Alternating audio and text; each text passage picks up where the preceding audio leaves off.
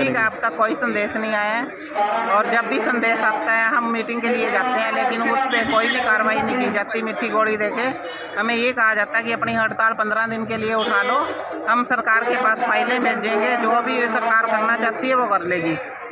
सरकार तो करना चाहती है लेकिन अधिकारी सरकार को गुमराह कर रहे हैं। और आज तो बिल्कुल हद ही कर दी कि 7 दिन हो गए हैं इनको, उसके बाद टर्मिनेशन का लेटर निकालना शुरू कर दिया जाएगा।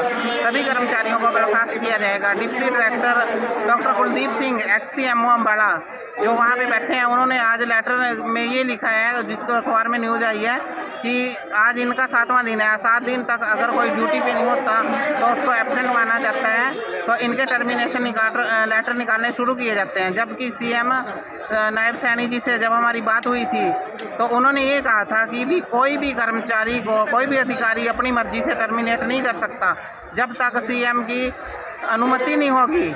लेकिन ये अधिकारी अपनी मनमर्जी चला रहे हैं और ये हमें परेशान करने पे लगे हैं। और हमारी सिर्फ एक ही मांग है कि 1998 से हम लगे हुए हैं, हम अपना हक चाहते हैं। हम चाहते हैं कि सरकार हमें रेगुलर करे, क्योंकि ये हमारा हक भी है। हमने कोरोना योद्धा में आगे फ्रंट लाइन पे आके काम किया है और जो भी हमारे कर्मचारी हैं उनको भी पता है कि हम जहाँ भी देखा है, दिन रात जहाँ ड्यूटी लगाई वहाँ गए हैं, चाहे अपने एरिया में चाहे आउट एरिया में, वहाँ भी जाके हमने ड्यूटी की है। और डॉक्टर कुलदीप सिंह की इस बात के गवाह भी हैं, क्योंकि ये उस टाइम यहाँ पे CMO थे। हमारा जो एरिया पड़ता है उस एरिया के बाहर भी इन्होंने कहा कि वहाँ पे टीम भेज दो, तो वहाँ पे दिन रात गए हैं, जहाँ देखा इन्होंने वहाँ पे हमें भेजा है। और अब यही हमारे लिए अड़चन पैदा कर रहे हैं। हमारी रेगुलर की पॉलिसी बिल्कुल तैयार है। सरकार कहती है कि अगर तो हम आपको सर्विस बाय लॉज देते हैं तो उसमें सरकार का 215 करोड़ का खर्च आता है। अगर हम रेगुलर करते हैं तो 212 करोड़ का बजट पे खर्च आता है।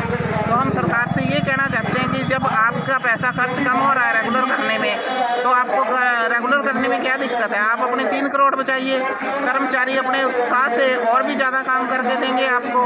हमारी सरकार से ये रिक्वेस्ट है, यही बेनती है कि जितनी जल्दी हो सके इस हड़ताल को समाप्त करवाया जाए और हमारी मांगें पूरी की जाए, क्योंकि हमारा काम खुद सफ़र कर रहा है। हमें पता है कि ये जो इतने दिन से हम हड़ताल पे बैठे हैं, ये हमारा सारा काम पेंडिंग पड़ा रहेगा, कोई नहीं करेगा, उसको हमें ही जाके करना पड़ेगा।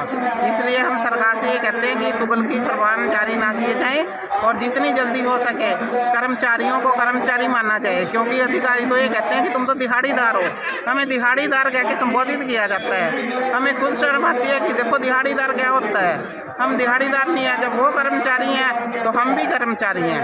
अधिकारी हैं, उनका लेवल थोड़ा बड़ा है, हम ग्रुप C में आते हैं, हम ग्रुप A में आ जाते हैं तो वो भी कर्मचारी हैं। लेकिन सरकार हमें दिहाड़ीदार कह के संबोधित कर रही है, जिसका सारे कर्मचारियों में बहुत रोष है और वह इसका जवाब हड़ताल के माध्यम से भी दे रहे हैं। जो भी मीडिया में जा रहा है सभी जगह यही बोला जा रहा है कि हमें दिहाड़ीदार कहा गया।